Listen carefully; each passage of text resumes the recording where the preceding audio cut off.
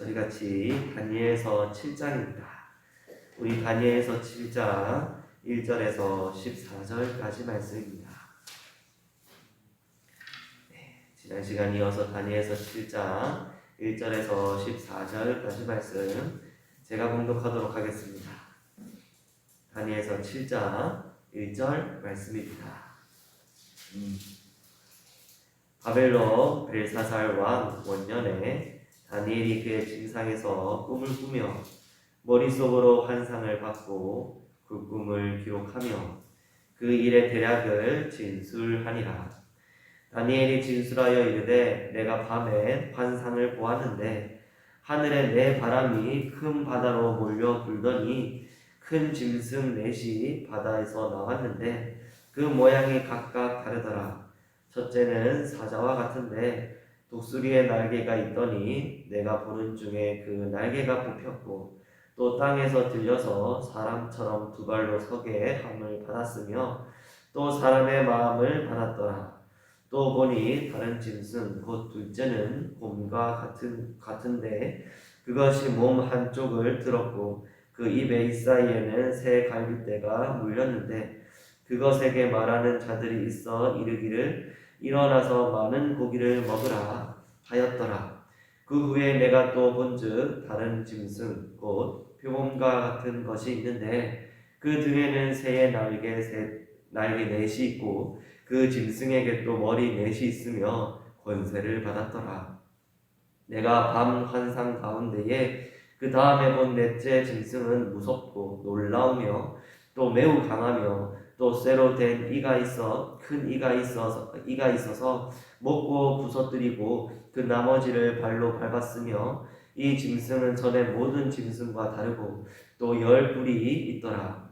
내가 그 뿔을 유심히 보는 중에 다른 작은 뿔이 그 사이에서 나더니 첫 번째 뿔 중에 셋이 그 앞에서 뿌리까지 뽑혔으며 이 작은 뿔에는 사람의 눈과 같은 눈들이 있고 또 입이 있어 큰 말을 하였더라.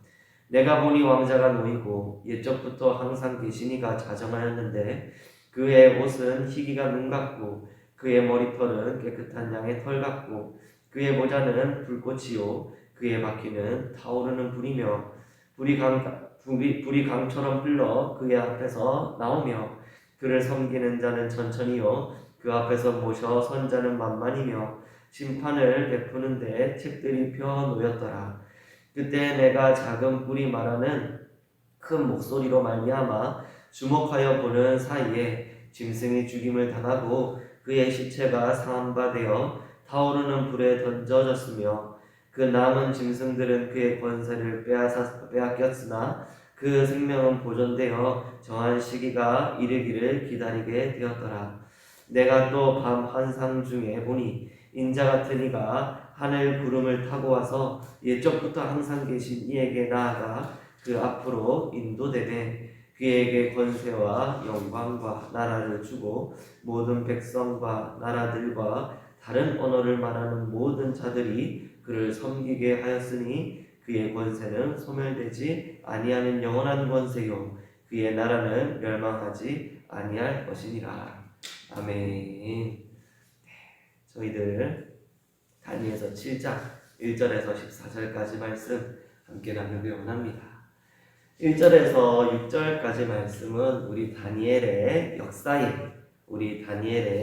역사에 대한 그러한 이야기 말씀이 우리 유년부애들에게도 참 이야기하기 좋은 그 역사서의 말씀이 있어 왔습니다. 근데 또 이제 7장부터서는요 우리 다니엘이 그렇게 바벨론 시기 가운데 그렇게 또 자신이 그 궁중 가운데서 일하는 가운데서 또 그렇게 밤중에서 본 환상과 그 꿈에 대한 내용들이 이렇게 쭉 있게 되는 것이죠. 그래서 이 참 7장부터 해서 그 다니엘서 끝장까지 있는 이 말씀들은 참으로 그것을 보기에 여러 가지 또 거기에 대한 해석들과 또 이야기들이 또 많이 공부되어져 왔고 우리가 아직도 그것을 이야기하고 있습니다. 그러나 우리가 이것을 보면서요 항시 교훈이 되어지고 또 우리가 지금을 살아가고 있는 2022년을 살아가고 있는 저희들에게도요 또 이 말씀이요 어찌된 명문인지 참 저희들에게 또 우리의 삶을 반추할 수 있으며 그 가운데서 하나님을 믿는 자들은 또 어떻게 살아야 될지를 또 어떠한 마음을 품고 소망을 품고 살아가야 될지를 또 그렇게 교훈해 주고 계십니다. 우리 1절부터 해서요 8절까지에 있는 내 짐승에 관한 말씀이 그렇게 있는데 대략 학자들은 이 내 짐승에 대해서 이렇게 말합니다. 그 첫 번째 짐승은 사자 같은데 독수리 나귀 같은 이 짐승은 바빌론. 현재 우리 다니엘이 그렇게 포로되어지고 그 궁중에서 일하고 있는 바빌론 제국이라고 말을 하고요.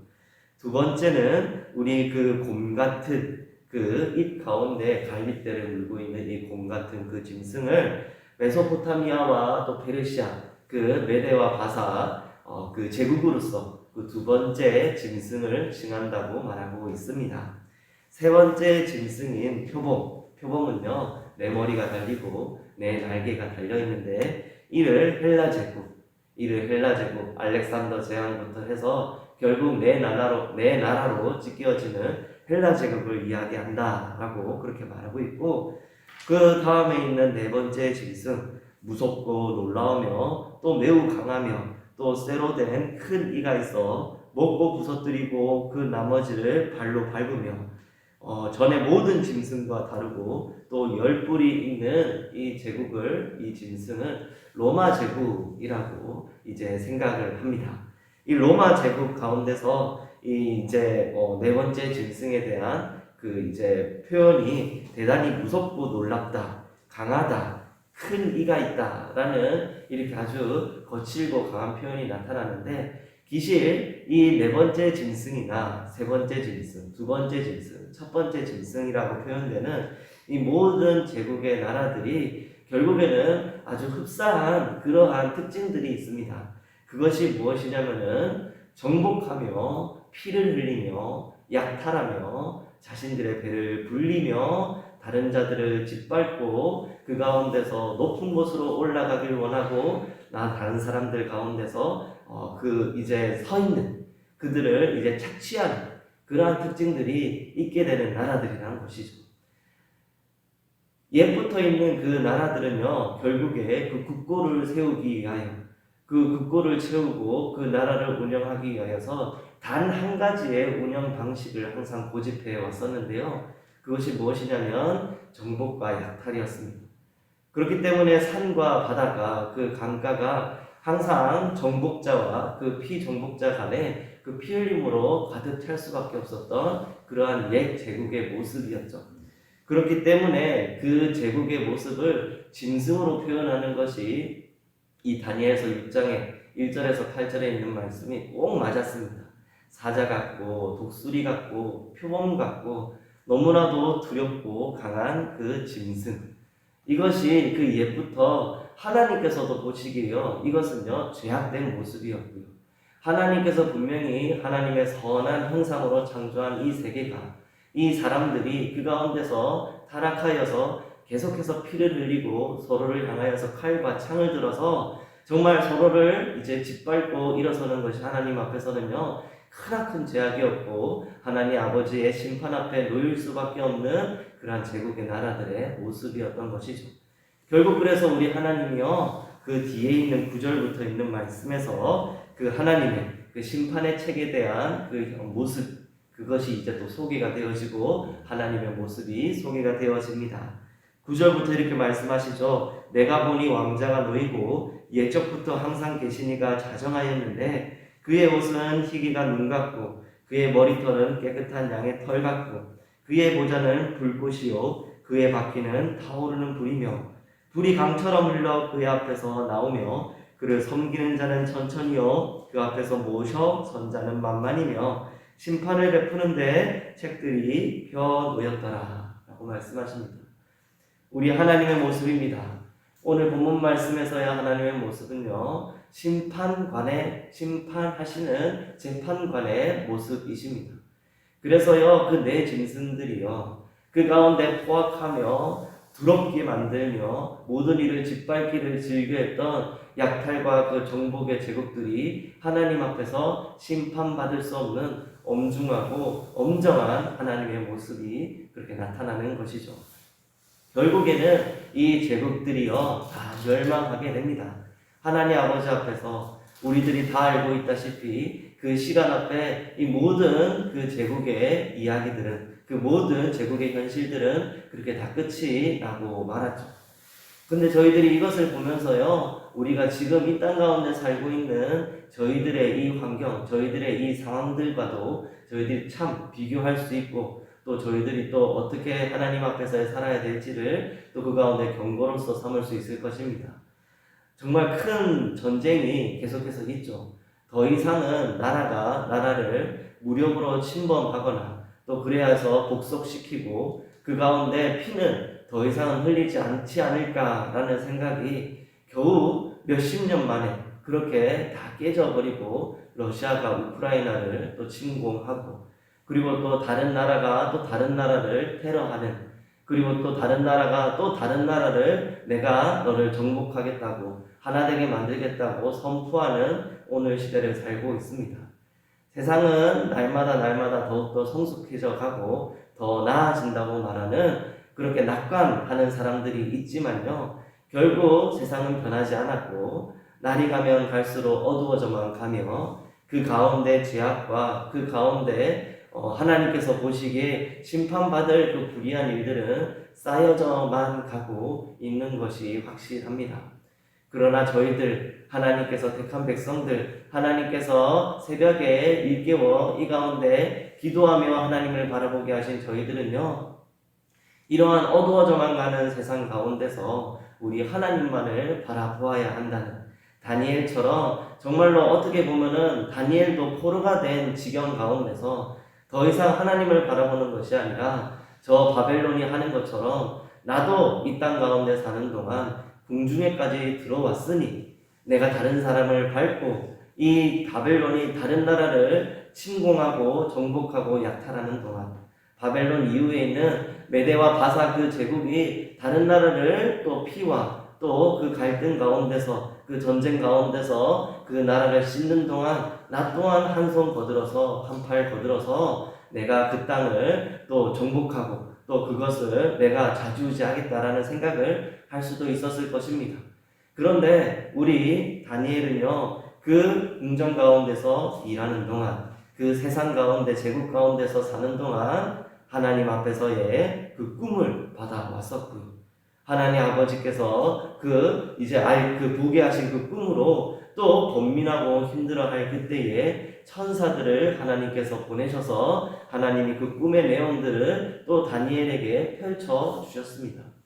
그러니 다니엘은요 다른 것에 집중하거나 소망을 품거나 그 다른 것에서 안전과 소원을 품는 일이 없었습니다. 왜냐하면 하나님께서 다니엘과 함께 하셨고 다니엘은 하나님을 항시 보며 결국 하나님의 나라가 다시금 수복되어지고 하나님께서 하나님의 백성들에게 베푸신 그 심판과 가시가 끝날 것임을 그렇게 알았습니다. 저희들 또한 하나님께서 저희 백성들 하나님의 이 신약을 살고 있는 저희 하나님의 백성들 또한 마지막 때가 다가올 것이고 그 마지막 날에는 우리 하나님께서 그 생명의 책을 그 심판의 책을 펴놓고 한 사람 한 사람 그 한 나라 한 나라들 다 심판할 것입니다. 우리 하나님께서 결국엔 그 끝 가운데서 심판하시는 그때에 내가 작은 뿌리 11절에 말씀하시지만요. 그때 내가 작은 뿌리 말하는 큰 목소리로 말미암아 주목하여 보는 사이에 짐승이 죽임을 당하고 그의 시체가 상함과 되어 타오르는 불에 던져졌으며 라고 말씀하시죠. 우리 그 앞에서 누구도 하나님 앞에 내가 하나님 망할 수 없습니다. 내가 하나님 이것이 나의 잘못이 아닙니다. 세상이 혹은 상황이 그렇게 되었습니다 라고 하는 변명의 말이나 하나님 아버지께서 펴놓은 그 책에 대한 수정을 바라는 그런 항명의 말은 절대 있을 수가 없습니다. 그것이 그 작은 뿔이 뭐라고 말을 하든 결국에는 죽임을 당하고 그의 시체로 상함바 되어 타오르는 불에 던져지는 그 꺼지지 않는 영원한 불에 던져지는 모습을 저희들이 보게 되는 것입니다. 저희들은요, 예수 그리스도, 우리 하나님께서 보내주신 예수 그리스도 그분만을 또 바라며 또 의지하고 그 앞에 설 수밖에 없습니다. 저희들이 무슨 말을 하나님 앞에서 할 수 있겠습니까? 우리들의 부족하고 죄악된 모습들은 결국 하나님 아버지께서 우리보다 나보다 나를 더 잘 아시는 우리 하나님이시기에 저희들은요 결국 13절부터 있는 말씀, 우리 환상 가운데, 다니엘의 환상 가운데 소개되어진 예수님을 바라볼 수밖에 없습니다. 인자 같은 이가 하늘 구름을 타고 와서 옛적부터 항상 계신 이에게 나아가 그 앞으로 인도됨에 그에게 권세와 영광과 나라를 주고 모든 백성과 나라들과 다른 언어를 말하는 모든 자들이 그를 섬기게 하였으니 그의 권세는 소멸되지 아니하는 영원한 권세요 그의 나라는 멸망하지 아니할 것이니라 라고 말씀하십니다.